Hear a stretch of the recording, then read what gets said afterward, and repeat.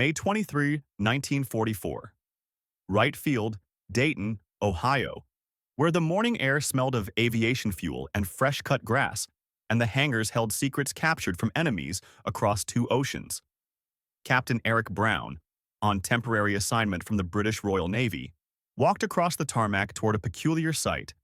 A German Focke-Wulf 190 fighter, pristine in its Luftwaffe markings, sitting peacefully among American aircraft as though it had always belonged there. The Fu-190 had been captured intact in France after a confused German pilot had landed at the wrong airfield, mistaking Allied-occupied territory for his own base in the chaos of the Normandy campaign.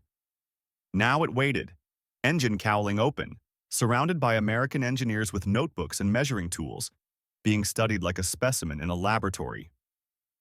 But Brown was not there to measure or document.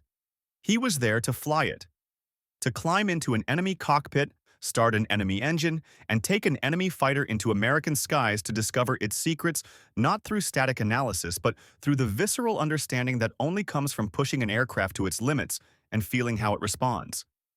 This was reverse engineering of the most intimate kind, learning an opponent's capabilities by becoming that opponent, if only for an hour.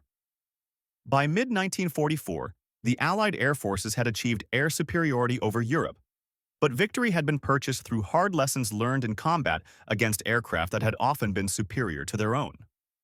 The FWU-190, introduced in 1941, had shocked Allied pilots with its performance: faster than the Spitfire at low altitude, more heavily armed, better roll rate, superior in almost every respect to the fighters that opposed it. German pilots flying FW-190s had achieved kill ratios that approached 4-to-1 in some engagements. Understanding this aircraft, not through intelligence reports but through direct experience, could save lives, could inform tactical doctrine, could reveal weaknesses that combat pilots could exploit. The Allies had captured German and Japanese aircraft before, had tested them, had written reports. But Brown's mission was different. He was not a test pilot cataloging performance specifications. He was a combat veteran with over 300 carrier landings, a pilot who understood aircraft not as collections of data points, but as living entities with personalities and quirks and dangerous habits. He would fly the Fu-190 not to document it, but to understand it, to think like a Luftwaffe pilot, to see the war from inside an enemy cockpit. The German pilots who had designed tactics around the Fu-190 expected it to be invulnerable to Allied analysis, not through security measures, but through the simple fact that capturing one intact seemed impossible. Fighter aircraft shot down in combat are destroyed. Pilots who are forced to land in enemy territory destroy their aircraft rather than allow capture.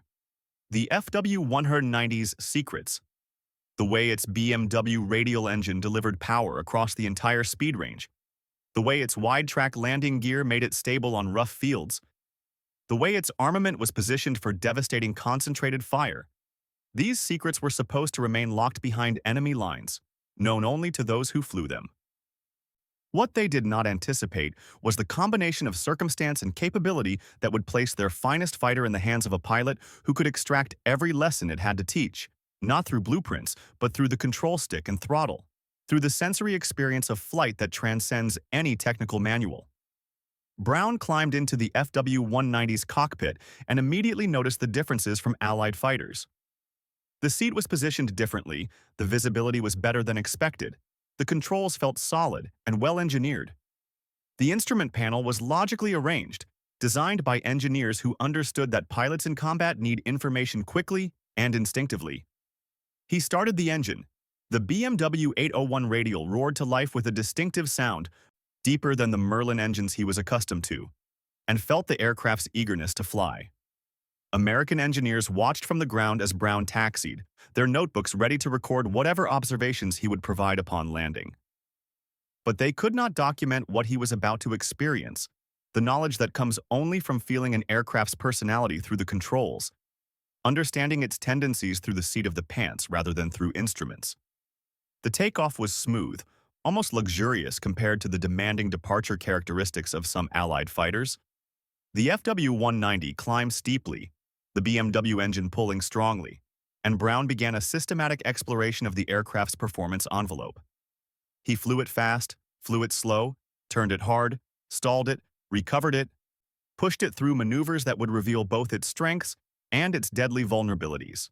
And with each maneuver, understanding accumulated, not as data, but as intuition.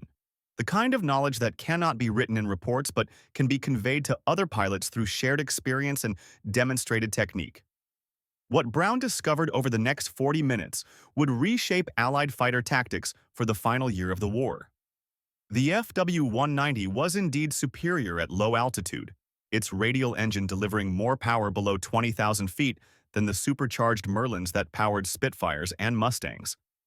It rolled faster than any Allied fighter, making it deadly in scissors maneuvers where quick reversals were essential.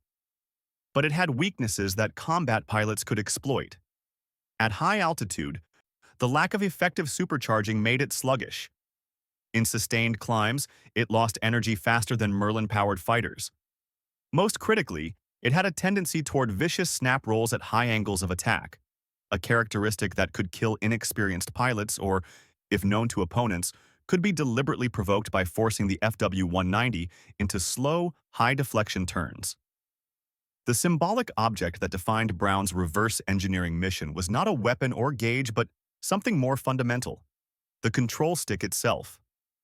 Throughout the flight, Brown's hand rested on that stick, feeling through it every characteristic of the German fighter: the lightness of the ailerons, the heaviness of the elevator at high speed, the warning buffet before a stall, the solid feedback that German engineers had designed into the flight controls. The stick was the interface between pilot and machine, the conduit through which understanding flowed. When Brown landed and reported his findings to the assembled engineers and intelligence officers, he did not speak in terms of lift coefficients or power curves. He spoke in the language of combat. If you force him into a climbing turn above 20,000 feet, he will lose energy faster than you. If you see him starting a tight turn at low speed, stay outside his turn radius and wait. There is a good chance he will snap roll and lose control. Never try to roll with him at medium speed. He will outroll anything we have. But in a dive from altitude, our aircraft are faster and he cannot follow. These observations, born from direct experience rather than mathematical analysis, were distributed to Allied fighter squadrons within weeks. Pilots read them, absorbed them, tested them in combat, and discovered that Brown had given them a manual for defeating an opponent that had once seemed invincible. The transformation was subtle but measurable. Loss rates against FW-190s declined. Kill ratios improved. Allied pilots engaged with confidence rather than apprehension. Brown had not invented new technology or created superior aircraft. He had simply understood an enemy machine so thoroughly that he could teach others how to defeat it using the aircraft they already possessed.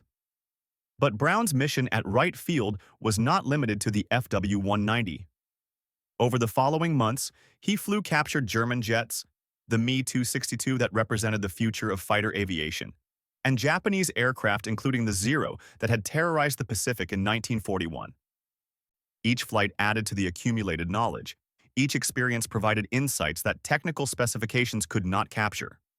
The Me-262 was blindingly fast but vulnerable during takeoff and landing, its jet engines slow to respond to throttle inputs, creating opportunities for Allied fighters to ambush it during critical phases of flight.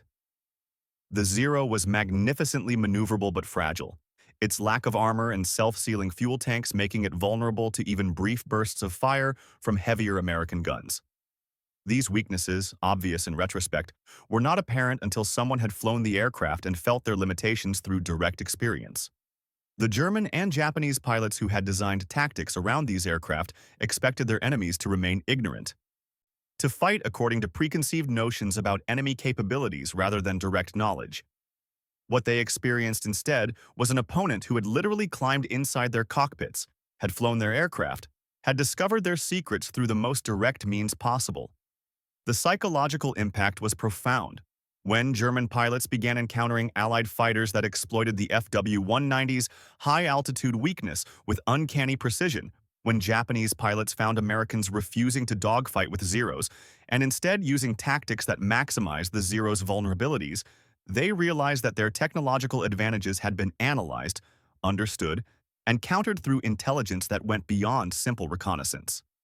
Brown flew 72 different captured enemy aircraft during and immediately after the war, accumulating knowledge that would have taken years to acquire through combat experience alone. His approach represented a uniquely democratic form of warfare. Rather than relying on superior technology or overwhelming numbers, he gathered intelligence through direct engagement with enemy equipment, then shared that intelligence freely with pilots who could use it to survive. There was no security classification too high to prevent frontline pilots from receiving his observations, no bureaucratic barrier between the knowledge and those who needed it. The information flow from captured cockpit to combat squadron happened in weeks rather than years, a speed of adaptation that authoritarian enemies could not match. The transformation Brown's reverse engineering represented was philosophical as much as tactical. The Axis powers had built their military advantages through secrecy, through technological development hidden behind layers of security, through the assumption that superior equipment would remain superior because enemies would never fully understand it. The Allies countered not by matching that secrecy, but by systematically eliminating it, by capturing, flying, and thoroughly understanding every enemy aircraft they could acquire, then disseminating that understanding throughout their forces with a transparency that would have been inconceivable in German or Japanese military cultures. Brown's mission was only possible in a system that valued shared knowledge over hierarchical control, that trusted frontline pilots with intelligence rather than hoarding it at higher levels. That believed survival came through education rather than through limiting what pilots were allowed to know. After the war, Brown continued flying, eventually becoming the most decorated test pilot in history, the holder of the world record for different aircraft types flown, 487 by his retirement. But his contribution to the air war was not measured in records or decorations, but in the thousands of Allied pilots who survived because they entered combat with knowledge acquired through his reverse engineering flights. They knew what their enemy's aircraft could do because Brown had done it himself, had pushed captured fighters to their limits, had documented not just performance specifications, but the visceral reality of how those aircraft felt and behaved when flown aggressively. The control stick that Brown gripped in 72 different enemy cockpits represented more than flight controls. It represented the advantage that comes from understanding opponents better than they understand themselves, from systematic analysis that leaves no secret unexplored, from a willingness to learn through direct experience rather than abstract theory. When he landed that captured Fu-190 at Wright Field in May 1944, he brought back more than observations. He brought back the knowledge of how it felt to be a Luftwaffe pilot, to see the war from inside an enemy cockpit, to understand both the strengths and the fatal weaknesses that German engineering had built into their finest fighter. That knowledge, shared freely and implemented rapidly, exemplified the advantage democratic militaries possessed. Not just superior numbers or better technology, but superior adaptation, faster learning, and the willingness to trust individual pilots with information that could keep them alive. In the end, Brown's reverse engineering demonstrated that wars are won not just by those who build the best weapons, but by those who understand all weapons, including their enemies, well enough to counter them effectively. The Fu-190 that seemed invincible in 1941 was, by 1944, an understood quantity, still dangerous but no longer mysterious, still deadly but no longer unanswerable. Brown had climbed into an enemy's seat, flown with an enemy's hands, seen through an enemy's eyes, and returned with the kind of knowledge that transforms combat from chaos into calculated risk. The control stick that connected him to 72 different enemy aircraft connected Allied pilots to survival, to victory, to the fundamental truth that knowledge freely shared defeats secrecy hoarded. That understanding beats ignorance, and that sometimes the best way to defeat an enemy is to become him, if only for an hour, and learn everything he never wanted you to know.